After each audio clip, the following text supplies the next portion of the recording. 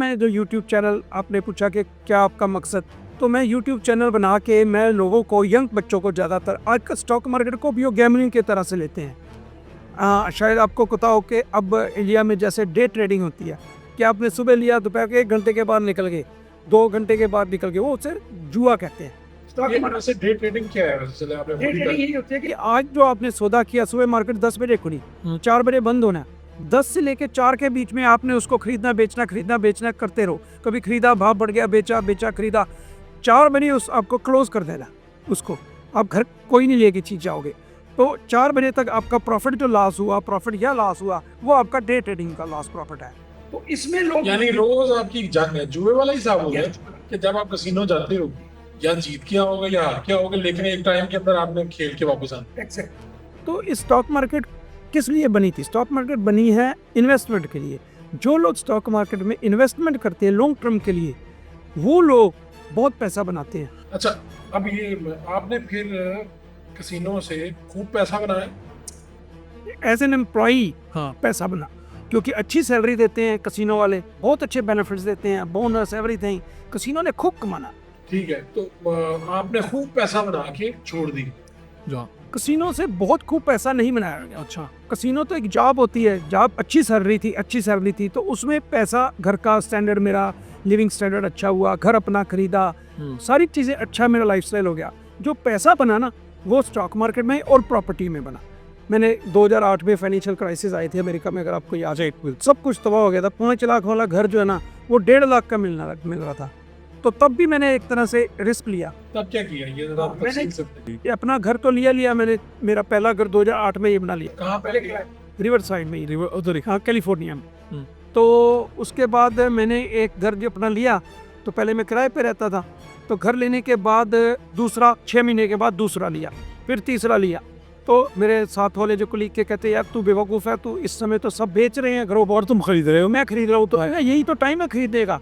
जब मैं बेचूंगा आप लोग खरीदोगे। तो 1.5 लाख का जो घर है ना जी, अब 3-4 साल के अंदर अंदर फाइनेंशियल क्राइसिस जब भी आते हैं, तो अल्टीमेटली तो नॉर्मल हो जाता है सिचुएशन। कहीं आंधी आई, तूफान आया, उसके बाद सेटल डाउन हो जाता है। तो मार्केट जब सेटल डाउन हुई, हाउसिंग मार्केट, देखो मैंने जो घर लिया 140 का, जैसे 1,40,000 का, उसका मेरी $600 किस्त थी 20% डाउन देने के बाद, और $1,400 का किराएदार लाइन लगा के खड़ा हुए। तो मैं कहाँ से नुकसान में आऊँगा? तो कितना आपने गेन किया, यानी जब 3 घर लिए? कोई नहीं, मैंने 5 कर लिए, तो उसमें पहले तो मैंने किराया खाया। अच्छा, 600 पिछता, 1400 किराया, उसमें $800 पहले ही आप मुनाफे में जा रहे हैं। हर $800 हर महीने हर घर से आते रहे। और किराएदार मैंने अच्छे ढूंढे, उनका किराया कभी नहीं बढ़ाया। एक किराएदार मेरा 8 साल रहा, उसका जो पहले दिन उसने 1450 में शुरू किया था, जब वो छोड़ के गया 8 साल के बाद, उसका 1250 किराया था। हर बार 2 साल का कॉन्ट्रैक्ट होता है, उसका मैं $75 माइनस कर देता था। अब तूने क्योंकि टाइम पे पेमेंट करी है, मुझे फ़ोन नहीं करना, घर में कोई दिक्कत है, कोई बिजली ख़राब है, अपने आप सेटल करो, मुझे टेंशन नहीं चाहिए। तो उसका $75 बोनस देता, $500 बोनस देता था क्रिसमस में, कि अगर आपने मुझे फ़ोन नहीं किया सारा साल, किराया टाइम पे दिया, तो $500 लिफाफे में डाल के उनके घर दे के आता था मैं, ये आपका बोनस है, क्योंकि आपने मुझे कॉल नहीं किया, मुझे तंग नहीं किया। तो मेरा ये था कि मैं लालची नहीं, कि भैया लोगों से मैंने अच्छी इन्वेस्टमेंट करी और उसमें मैंने अच्छा पैसा कमाया। 4-5 साल के बाद वही घर 3-3.5 लाख के हो गए। अब वो 5 लाख 1.5 लाख में लिए थे। हाँ, जो 1.5 लाख में लिए, 1.5 लाख तो मुझे किराया आ गया। हाँ, और उसके ऊपर जो बेचा सारा का सारा मेरा अपना प्रॉफिट आया। ठीक है ना जी। तो वो मैंने सारे घर जो है 2016 में, 17 में बेचे, 18 में।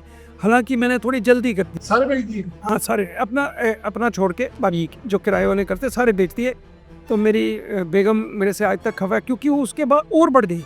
अब वो जो 5 वाला ट्रेड रह गया था, अब वो 5.5-6 लाख के करीब है। तो मैंने 3 के आसपास, 3-3.5 बेच दी। मैंने कहा यार इतना अच्छा प्रॉफिट आ रहा है तो किसी और को कमाने दो। तो फिर वो पैसा मैंने स्टॉक मार्केट में इन्वेस्ट करना अच्छा, आप स्टॉक मार्केट तो आप पहले से कर रहे थे जी, लेकिन फुल टाइम उस तरह से नहीं कर रहे जी। ठीक है, तो इतना बड़ा रिस्क आपने क्यों लिया? क्या आप अपने घर वहाँ से भी तो किराया आ रहे थे ना, आपने वो सारा स्टॉक मार्केट में डाल दिया? हमारे यहाँ कहा जाता है ना कि भाई वो कहते हैं ना, एक ही होते चाहिए मार्केट में सारे ना पाओ। ऐसा था, मैंने सारे पैसे तो नहीं लगाए, लेकिन मैं अभी भी आज तक भी जितना मेरे पास पैसा होता है मैं 25 पैसे लगाता हूँ। 100 रुपये है ना मेरे अकाउंट में, ₹25 से ज़्यादा मेरी इन्वेस्टमेंट नहीं थी, 75% कैश होता है मेरा। ठीक है। ये क्योंकि मैं रिस्क मैनेजमेंट है मेरी, तो मुझे ज़रूरत नहीं है क्योंकि कई बार क्राइसिस आते हैं, जैसे अभी अप्रैल में ट्रंप ने टैरिफ लगा दिए थे, स्टॉक मार्केट एकदम से क्रैश नहीं की। That is an opportunity. यही चीज़ों लोगों को मैं समझाना चाहता हूँ ये किस तरह अपॉर्चुनिटी, जब मार्केट क्रैश होती तब आपने क्या कम लो ना, सस्ता मिलता है। 100 वाली चीज़ आपको 60 में मिल रही है, तो आप वो फक्ता लेने का, लोग डरे हुए हैं। देखो स्टॉक मार्केट जो है ना वो चलती है 2 चीज़ों से, फियर एंड ग्रीड। फियर होता है, लोग डरते हैं, जब नीचे जानी शुरू हुई लोग डरना शुरू कर देते हैं, वो बेचते हैं, ओ यार मट्टी हो गया, ये हो गया, पाकिस्तान की इकोनॉमी खराब होगी, स्टॉक में बेचो बेचो बेचो बेचो, ये गवर्नमेंट जीत गई, वो जीत गई, तो लोग डरते हैं। वो टाइम होता है खरीदने का।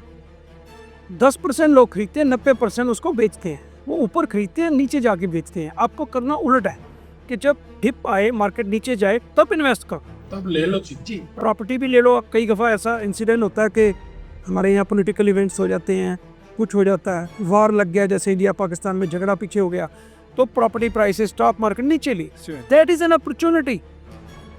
You invest, you come in, dip को बाई करो, और जब भी गुड न्यूज़ आए, बहुत अच्छे से न्यूज़ आगे, मार्केट बहुत अच्छी है, निकल जाओ। अच्छा, ये स्टार्ट करने के लिए कितना पैसा होना चाहिए? इसका जवाब कोई मैं दे नहीं सकता, क्योंकि इट्स वेरी कॉम्प्लिकेटेड कि आप चाहे आप 1000 रुपये से शुरू कर लो, लेकिन जितना गुड़ डालोगे उतना ही मीठा होगा, ठीक है ना।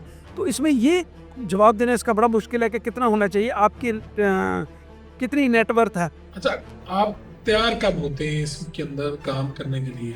यानी एक बात तो हो गया ना कि चलो कितने पैसे होने चाहिए, आपने कहा 1000 लगा दो, 1000 से शुरू हो जाओ, लाख से हो जाओ, करोड़ से हो जाओ, अरब से हो जाओ।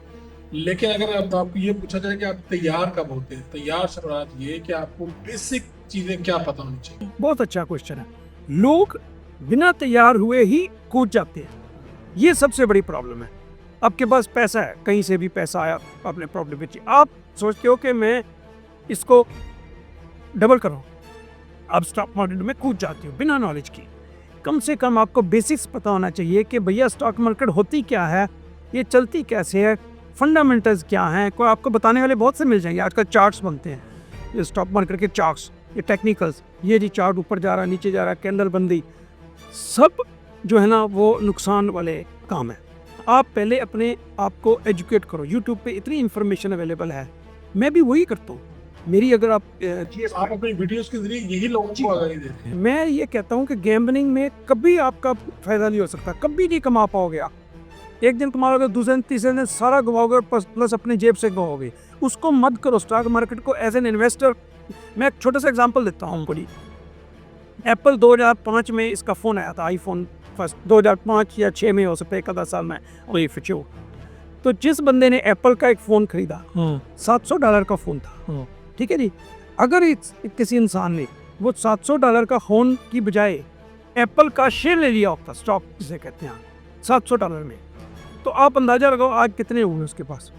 उसके पास अब गूगल करके देख लेना, कई मिलियन डॉलर्स होंगे उसके। एक $700 के आपके मिलियंस बन गए एप्पल का स्टॉक लेने, बजाय उस प्रोडक्ट को लेने के। जी, उसी कंपनी को अगर आपको पता ही आगे जाएगी, इसका फ्यूचर है, तो उन्हीं के शेयर्स ले लो।